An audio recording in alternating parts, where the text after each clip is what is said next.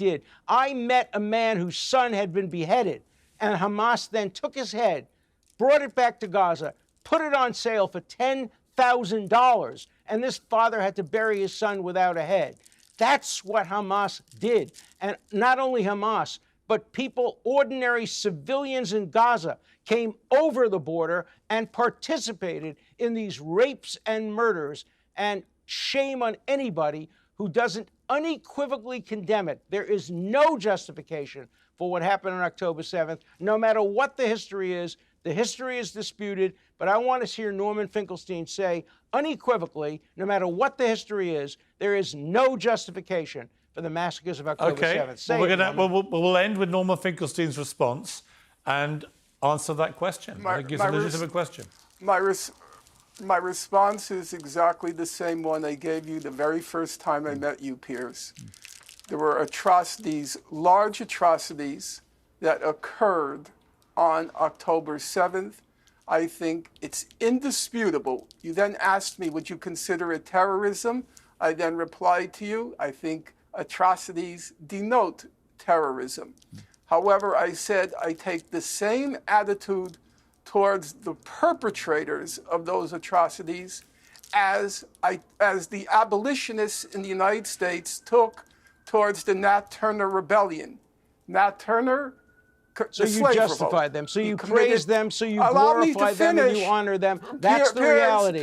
Piers, can I finish? Yeah. Can I finish? Yeah.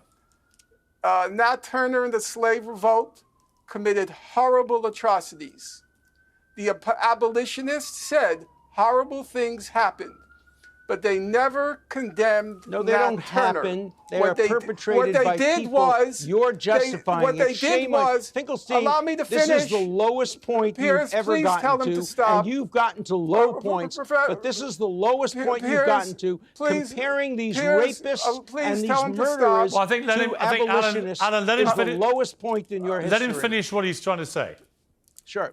Thank you. Let me have By the way, Nat Turner's rebellion, in Nat Turner's rebellion, they committed horrible atrocities, including beheading babies. That's a fact. However, the abolitionists... you're justifying that. You're justifying that. They did not... Please, Piers, can you please tell him to stop? Let him finish the point he's making, and then you respond. Okay. Thank you so much. However, the abolitionists did not condemn the perpetrators. The abolitionists kept saying, we told you so. We told you so. We told you so. If you treat people like that, what happened with the slave revolt inevitably would happen.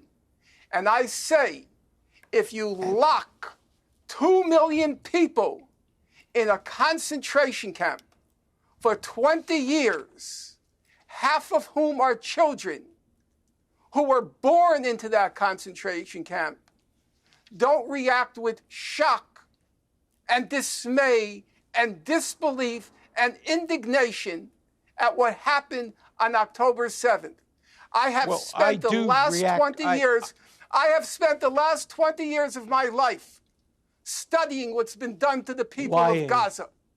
And each time I reread what I wrote, I'm more firm than ever before.